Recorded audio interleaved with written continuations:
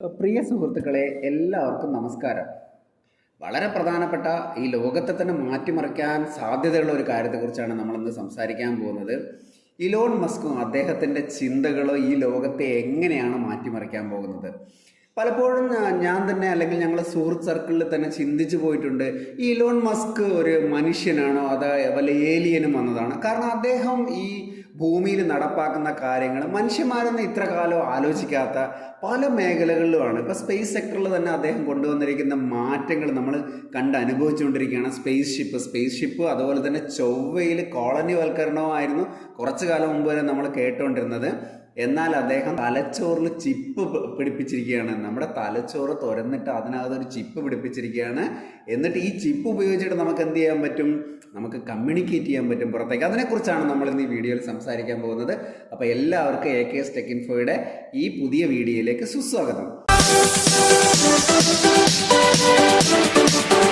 ഈ പ്രോഗ്രാമിൻ്റെ പേര് ന്യൂറോ ലിങ്ക് എന്നാണ്. ന്യൂറോ ലിങ്ക് എന്നുള്ള പ്രോഗ്രാമാണ് അതിനെക്കുറിച്ചാണ് നമ്മൾ സംസാരിക്കാൻ പോകുന്നത്.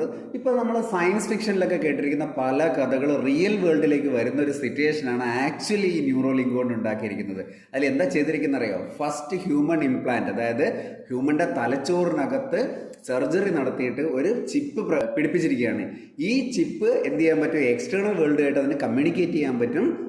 അപ്പോൾ എന്തൊക്കെയാണ് ഇതിനകത്ത് ചെയ്തിരിക്കുന്നത് നോക്കാം. അപ്പോൾ നേരത്തെ ഇതിൻ്റെ ഒരുപാട് പരീക്ഷണങ്ങളൊക്കെ ന്യൂറോ ലിങ്ക് ചെയ്തിട്ടുണ്ടായിരുന്നു. അതായത് കുരങ്ങുകളിലൊക്കെ പുറത്ത് പലതരത്തിലുള്ള ചിപ്പുകളും പിടിപ്പിച്ചിട്ട് ഈ കുരങ്ങുകളെ കൊണ്ടിട്ട് കമ്പ്യൂട്ടറൊക്കെ കൺട്രോൾ ചെയ്യുന്ന പല മെത്തേഡ്സും ന്യൂറോ ലിങ്ക് നേരത്തെ എക്സ്പെരിമെൻറ്റ് ചെയ്തിട്ടുണ്ടായിരുന്നു.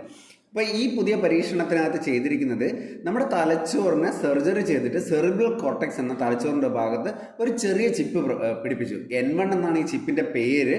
ഇതിനകത്ത് ഇലക്ട്രോഡ് സെൻസേഴ്സ് ആണുള്ളത്. നമുക്കറിയാം, നമ്മുടെ തലച്ചോറിനകത്ത് സന്ദേശങ്ങളൊക്കെ അല്ലെങ്കിൽ നമ്മുടെ ന്യൂറോൺസ് എന്ന് പറയുന്ന ഭാഗം ഉപയോഗിച്ചിട്ടാണ് സന്ദേശങ്ങളൊക്കെ എന്ത് ചെയ്യുന്നത്? നമ്മൾ കാണുന്നതും കേൾക്കുന്നതും ഈ സമയത്തൊക്കെ നമ്മുടെ തലച്ചോറിനകത്ത് ഇലക്ട്രിക്കൽ സിഗ്നൽസ് ഉണ്ടാകുന്നുണ്ട്. അത് ന്യൂറോൺസ് എന്ന് പറയുന്ന ഭാഗത്തോടെ അങ്ങോട്ടും ഇങ്ങോട്ടും ഒക്കെ കമ്മ്യൂണിക്കേറ്റ് ചെയ്യണം. അപ്പോൾ നമ്മുടെ ഈ സെൻസറിനകത്ത് നിന്ന് എന്ത് ചെയ്യുന്നുണ്ടറിയാം? സെൻസറിൻ്റെ ചില ചെറിയ ഫ്ലിംസി വയേഴ്സിൻ്റെ എൻഡ് നമ്മുടെ തലച്ചോറായിട്ട് കണക്ട് ചെയ്തിരിക്കുകയാണ്. അപ്പോൾ എന്ത് ചെയ്യാൻ പറ്റും? ഈ തലച്ചോറ് എന്തെങ്കിലും തരത്തിലുള്ള ഇലക്ട്രിക്കൽ സിഗ്നൽസ് ഉണ്ടാക്കുന്ന സമയത്ത് ഈ സെൻസറിനത് എന്ത് ചെയ്യാൻ പറ്റും? അത് പിടിച്ചെടുക്കാൻ പറ്റും. അപ്പോൾ ഈ സെൻസറിനത് പിടിച്ചെടുക്കാൻ കഴിഞ്ഞാൽ അതിനകത്തുനിന്ന് പല വൈഫൈ ടെക്നോളജി ഉപയോഗിച്ചിട്ട് എന്ത് ചെയ്യണം? അത് പുറത്തേക്ക് കമ്മ്യൂണിക്കേറ്റ് ചെയ്യണം. അപ്പോൾ ഇതിന് അദ്ദേഹം പേരിട്ടിരിക്കുന്നത് ടെലിപ്പതി എന്നാണ്. അപ്പോൾ എന്താണ് ഇതിൻ്റെ ഉപയോഗം നമുക്ക് നോക്കാം.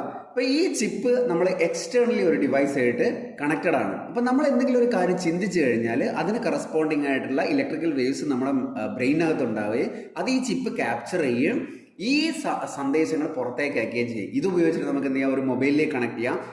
നമുക്കറിയാം, ഇൻ്റർനെറ്റ് ഓഫ് തിങ്സ് എന്ന് പറഞ്ഞാൽ എന്താണ്? ഈ മൊബൈലോ അല്ലെങ്കിൽ സ്മാർട്ട് ഡിവൈസസ് എല്ലാം കൂടെ കണക്ട് ചെയ്തിട്ട് നമുക്ക് ഓപ്പറേറ്റ് ചെയ്യാൻ പറ്റും. ഇപ്പം നമ്മൾ ഒരു സ്ഥലത്ത് ഇരിക്കുന്ന സമയത്ത് എനിക്ക് ആ ബൾബ് ഓൺ ചെയ്യണമെന്ന് ചിന്തിച്ചു കഴിഞ്ഞാൽ നമ്മൾ നോർമലി IoT ഡിവൈസസ് ആണ് ഉപയോഗിക്കുന്നതെങ്കിൽ എന്ത് ചെയ്യും? നമ്മുടെ മൊബൈൽ എടുത്തിട്ട് നമ്മൾ അത് ഓഫ് ചെയ്യാൻ കൊടുക്കുന്നു, ഓൺ ചെയ്യാൻ കൊടുക്കുന്നു. പക്ഷേ ഇതിനകത്ത് നമ്മൾ ചിന്തിക്കുന്ന സമയത്തിന് ചിപ്പ് അത് പിടിച്ചെടുക്കുകയും ചിപ്പ് ഈ സന്ദേശം പാസ് ചെയ്യുകയും ചെയ്യുന്നു.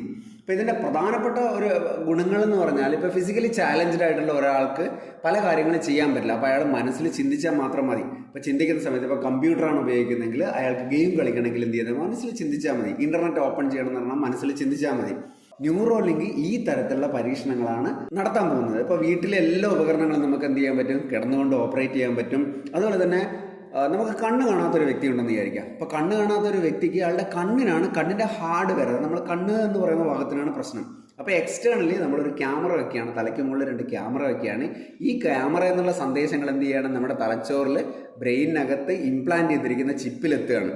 അപ്പോൾ ആ ചിപ്പ് സന്ദേശങ്ങൾ നമ്മൾ തലച്ചോറിലേക്ക് കൊടുക്കുകയാണ്.